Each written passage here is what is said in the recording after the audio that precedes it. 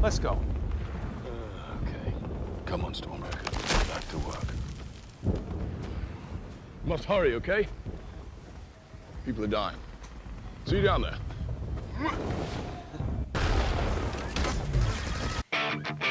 Mjolnir here, boy!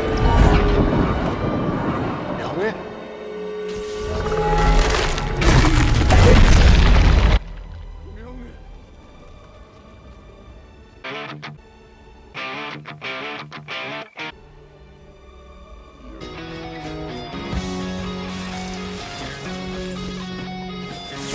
They have travelled far and have been given many names.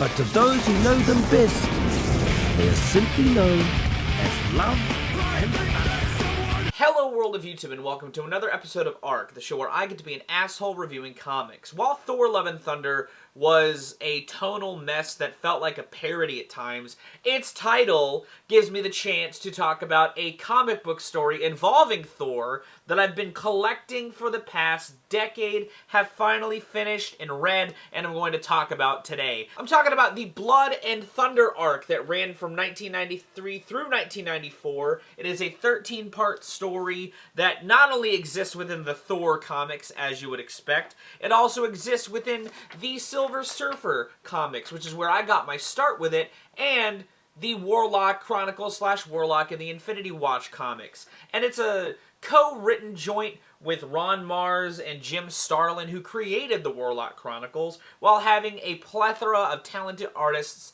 at the helm. And while both of these stories, Love and Thunder and Blood and Thunder, share more similarities than I thought they would, like having another Thor in the form of in Blood and Thunder, while also having some Guardians of the Galaxy in the story as well in the form of Gamora and Drax, these two stories could not be more different as far as tone and approach is considered. Sure, Thor is sort of down on his luck in both movies. In Thor Love and Thunder, he's sort of post-Endgame in his own sort of I don't know what's going on. And in Blood and Thunder, he is cast out by Odin to the edges of the galaxy. Thor Blood and Thunder sees him shedding the blood with his thunder by being the antagonist, and it is up to Silver Surfer, along with Adam Warlock and the Infinity Watch, to stop him before Odin finds out and casts him out, or worse, tries to kill him. Now, while I started collecting the story in the middle, which teased one of the characters that crops up at the midway point in the form of Doctor Strange, the more that I collected this comic, the more that I was surprised to see the heights as far as who was involved. Like Thanos, who shows up in the back half of this story and acts as the biggest influence that comes in to try and help Thor. This story starts small. You just got Thor cast out on the edges of the galaxy. He's going insane. He's imagining Valkyrie, who is there to merely be a bad influence on his mind and drive him further to the brinks of madness. All the while Civ and Beta Ray Bill do try to come in and help him and bring him back from the insanity. They want to help him. They love him. Beta Ray Bill, for those who don't know, is a horse guy who has Thor's powers and kind of shares a brothership with him, even if they aren't actually related. This story expects you to know a lot of out there ideas within the Thor comics, but I think it helps lend to the outlandishness that this story really does reach, while trying to introduce the Infinity Watch in some admirable ways. You know, this story does have some deviations. Like I said, the issue that I first got from this story involves Adam Warlock and the Silver Surfer looking for Doctor Strange by getting lost inside of his house, which lends to some cool imagery, and I think is good at world building. There's also stuff like having two characters from the Infinity Watch, Maxim and Pip, go to Earth to go to a cowboy bar and get into a fight with cowboys. There's also an issue where Adam Warlock fights for Pip's honor in saving them in an Asgardian trial. Most of it is well utilized at adding a lot of action, adding a lot of world building, and further showing off the hierarchy and world within Asgard and Thor's life. Really, the only big deviation that feels like it kind of comes out of nowhere and doesn't really go anywhere for this particular story is the stuff with Count Abyss. It only crops up in a couple of issues, part 4 of Warlock Chronicles, and another Warlock Chronicles later on. I think it's like part 11 of the story.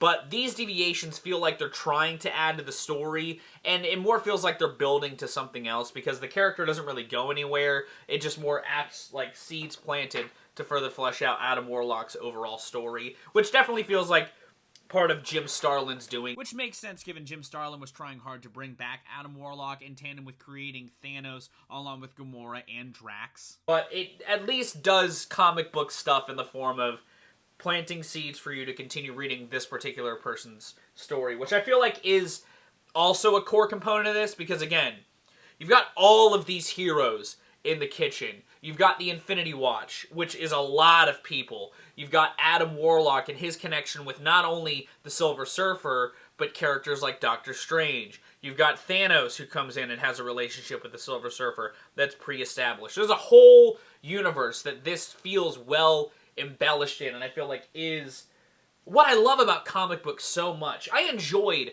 reading this a lot. It definitely has that cosmic scale that I would expect with the cooks in the kitchen, but I feel like the visuals in tandem with that lend to that height. There's a whole sequence within one of the late issues where they are trapped inside of Thor's psyche, and it's this whirlwind of psychedelic imagery that I think is awesome to see. It's a really cool moment that adds some tension later on in the story and further showcases a dazzling color palette that I think a lot of these comics work really, really well with. This entire penultimate issue has Thanos fighting Odin in Asgard, and it's awesome. The colors are vibrant, they pop off the page across the board, and I think that this is a really fun read. One of the biggest issues I could see somebody taking away reading this as one long story is that while there are really cool moments of exposition across characters, like Adam Warlock and Silver Surfer interacting while riding his surfboard across the galaxy, a handful of these issues, because they are published across different lines of comics, so somebody may only be reading Thor and jump in at this at a random point. There are also moments where, especially Pip, just does a lot of exposition dumping on the stuff that happened in the previous issue, whether it's to the members of the Infinity Watch or to the viewer while hiding from Thanos while he fights Thor and the Silver Surfer fights Valkyrie within Thanos' hideaway.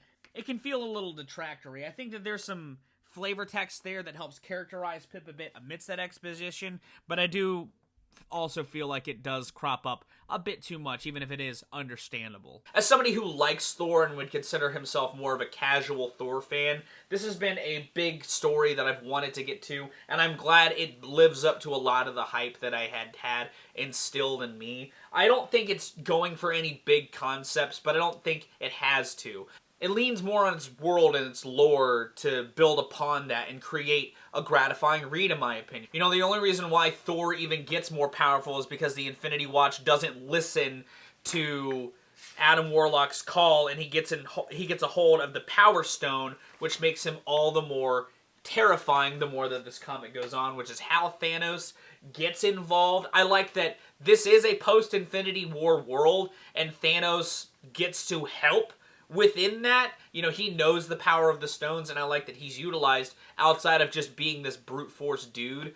And again, it's just a fun read. It's a really fun read. I feel like if you've had interest in Thor, or you wanted to read Thor comics after seeing some of his movies and enjoying them, I wouldn't necessarily go out of my way to collect all the individual issues like I did. I mean, it's 13 comics across 4 different publishing lines, so it can be a little daunting. I would just look for the trade back, but I think it's worth a read. Again, it's not high concept, but it is very visually well put together and has some really cool moments within it.